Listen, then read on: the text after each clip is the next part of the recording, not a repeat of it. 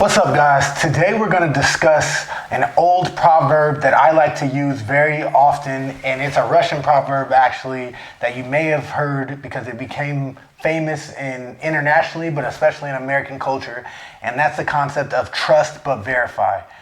I didn't even know this, but doing a little research, it actually became popular with President Reagan in negotiations with the Soviet Union, and he made a comment about trust but verify. And it alludes to the idea of when it comes to allies or people you're doing any kind of business with, you need to trust them to a degree, but verify that they're doing what they say they're going to do. And I think this is so important in all aspects of life, but especially in business. But you can't get anywhere if you don't trust your partners, your employees, your investors, your clients. If there's not some level of trust, you cannot move forward in business. But there's too often people are trusting but not verifying. So what do people need to do to earn your trust? Let's start there. The first thing I think about when I'm talking of trust in the business sense is I'm looking at their track record and their character. So when I'm getting to know somebody or getting into business with somebody or working with somebody, what is their character all about? What are the pillars in their life? What do they stand on? Are they people who are showing up on time, who are being reliant and doing the things that they say they're going to do? Those things kind of start to line up for me as the relationship builds. Are they people of high character, and are they doing what they say they're going to do? So that's one, character. But then two, and probably more important, is their track record. So it's very important to understand the success they've had. Maybe get sources of people who've worked with them in the past. Have they been successful? Are there complaints? Are there things that has gone wrong?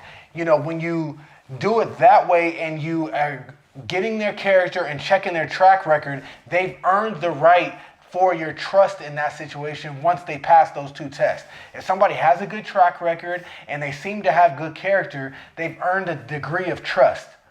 But the problem with many people in business, and I fall victim to it at times as well, is we get their track record, we make a judgment on their character, and then we set it and forget it. And they're going to do the right thing, it's all good.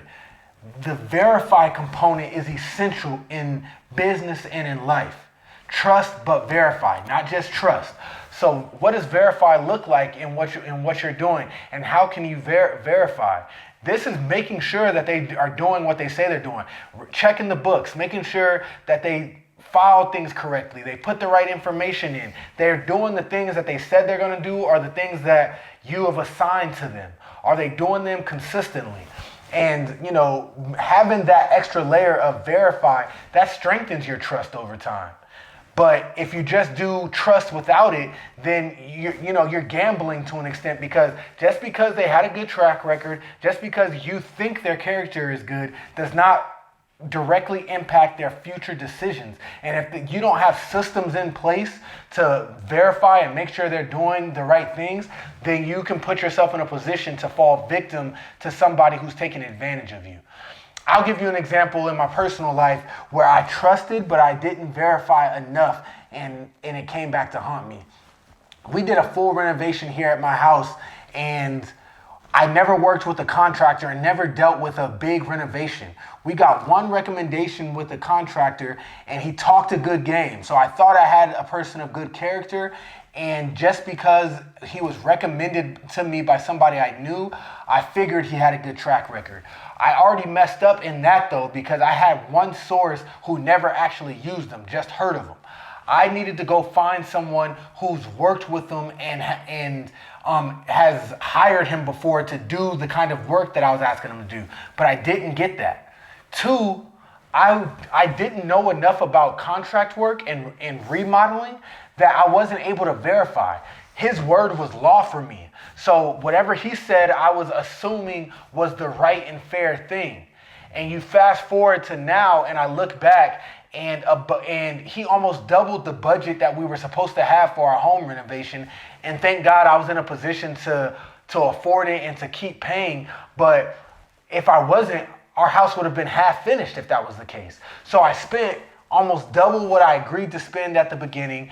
Half of the job wasn't done to the standard that I wanted. And ultimately, I am upset with him, but I really can't blame anyone but myself because I denied my own role in trusting but verifying.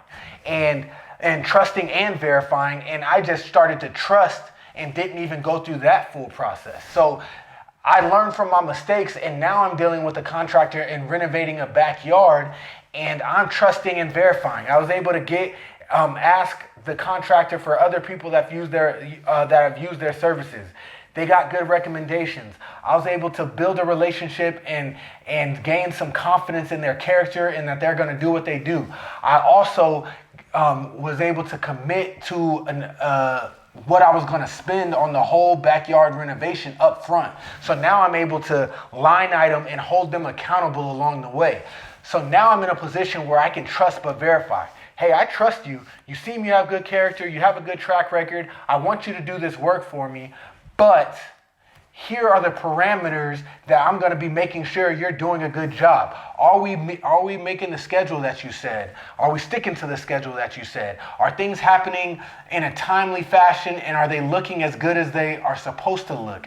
Those are all things that I can check. And now you have to put in a change order if the budget is changing at all. So now when a change order comes in, we're having a discussion. Hey, this isn't what I initially agreed to. If this is a mistake on your end, you're going to have to eat that cost. But if there's something that's actually being changed, okay, maybe I'll cover it. So now I'm able to have a different conversation. And I think the same goes in different aspects of business. And I've seen when I make sure I trust but verify, things go much smoother and people don't try to get over on me because they know that I'm making sure that they're doing the job. And my most recent example in that is I'm trying to buy a sixplex in Tampa right now, and the agent, it's an off market deal, so the agent and the wholesaler that I'm working with, he was surprised that I still wanted to get a full inspection and get a full appraisal because it's a remodel job. Well, I'm like, you know what? You're telling me and giving me certain comps that tell me the property's worth XYZ value, but I want to see what an appraiser is going to say. You're telling me the issues that you see with the property and you say you have expertise in this. Well, I want to get a third-party inspector to make sure there's nothing that's going to surprise me once I close on the property. So now this wholesaler knows, I can't mess around with this guy. He's getting the extra things to verify what I am saying. So if I try to BS him in any way, he's going to hold me accountable. So I think that's improving our relationship and making sure that he's being transparent and honest with me. So I want you to think about how trust but verify can apply in whatever it is you are doing. And you need to make sure you bring it in every aspect of your life on a personal and professional and business level. Please let me know what you think. Like, share, and comment, and let's continue to grow together.